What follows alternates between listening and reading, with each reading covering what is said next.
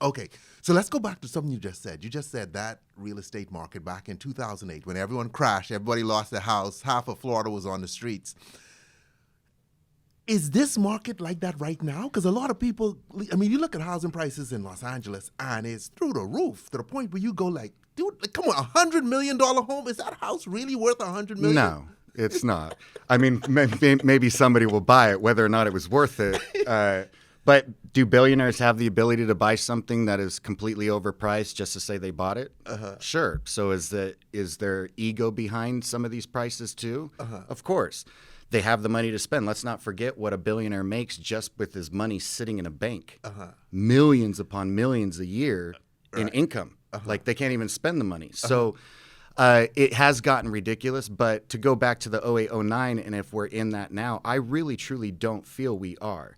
We do have a major affordability issue in America, and that is causing the wealthy to be the only ones that can purchase for the most part, or people with great careers.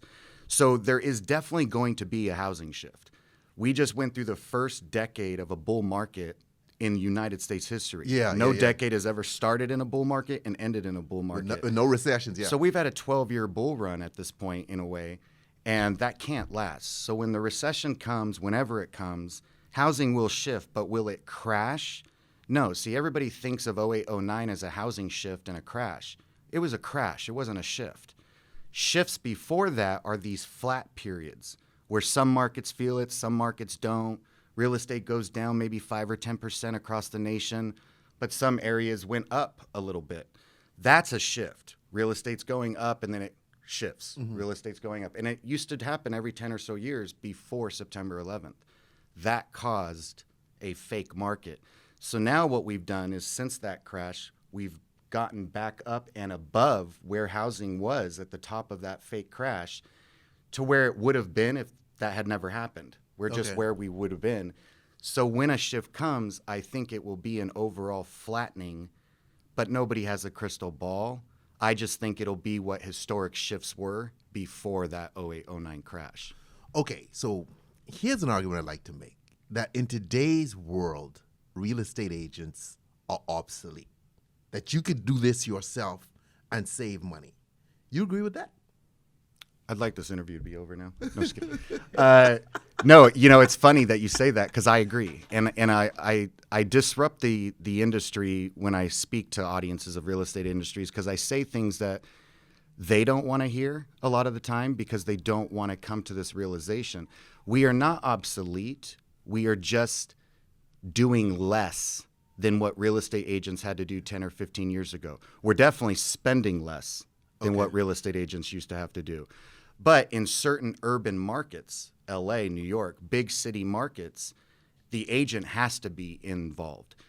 What they do is what's changing. But in areas where technology is starting to make where access to information, a buyer and seller can find each other themselves, come to terms on price, and then just say, well, now it doesn't need to be marketed. Open houses don't need to be done. Showings don't need to be done. So let's just click this button and have an agent oversee the paperwork. That's like going into escrow and all that sort of stuff. Yeah, but a real estate agent to still protect them with the right disclosures, potential litigation, things like that. An agent will always have to be involved, but what role they play is significantly going to evolve in the next 5 or 10 years. Agent numbers will shrink in the United States and commission will shrink in the United States. But that is mostly going to be in these areas where a buyer and seller can come to terms on a tract home. A buyer and seller are not going to come to terms on a $5.5 million house in Brentwood. Yeah. It's just not going to happen. So luxury in urban cities, big urban cities, it's a completely different animal. But across the nation, overall, it's going to evolve significantly. And the agent, because of technology, is going to have to embrace change or they will be obsolete. Very interesting. So would you say it's a good time to buy right now? When you look at California, because the prices here are crazy. Right. Is it a good time to buy? So I have a presentation, a topic, and it's one of the books that I'm writing called Shift Happens. And what that is it talks about housing shifts. It talks about commission shifts. It talks about mindset shift. It's not just about housing shifting prices. But in that presentation, I try to educate agents and say that when you look at windows of opportunity to buy, what's the best time to buy for get in and get out and make a profit? Those are short windows. So is it a good time to buy right now to where you might be able to fix something up and flip it or hold on to it for 12 or 24 months because real estate's going through the roof and sell it in 2 years? No, I don't think so. We've just been going up for too long that a shift is coming. Yeah, we have to have a shift. However, a good time to buy, to not sell, there's never a bad time to buy. Real estate is the hottest commodity on the face of the planet. There's always more people being born on earth and less dirt. It's that simple. So why does real estate always go up 30 times more than it goes down? Because population. Like, we're going to continue being pushed out to the desert more and more, right? So urban areas are going to continue going up in value. So just remember, is it a good time to buy? Depends. Are you looking for a temporary thing or are you looking to hold? Because you could imagine going back in time and telling people who bought their house for $50,000 in 1952 that you'll go through 4 significant real estate shifts and 1 massive crash and your house will still be worth $1 million. They would have thought you were insane. Yeah. So to tell people right now, your $1 million condo here in LA will be $15 million in 40 years. They're just, no, that's impossible. No, because a stick of gum will be $100. Yeah. It's just the dollar gets weaker. That's what has always happened. So to answer your question, short term, not a good time to buy, I don't think. Long term, always a good time to buy. Which brings up another point. Is it better to buy or to build?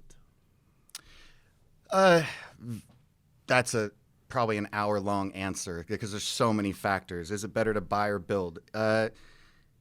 If you buy somebody who dropped a ton of money in a property, I've always thought it really comes down. I mean, very few times is it not this. So the majority of the time you're buying something turnkey, just gorgeous remodel. You didn't build it yourself. It's ready to go.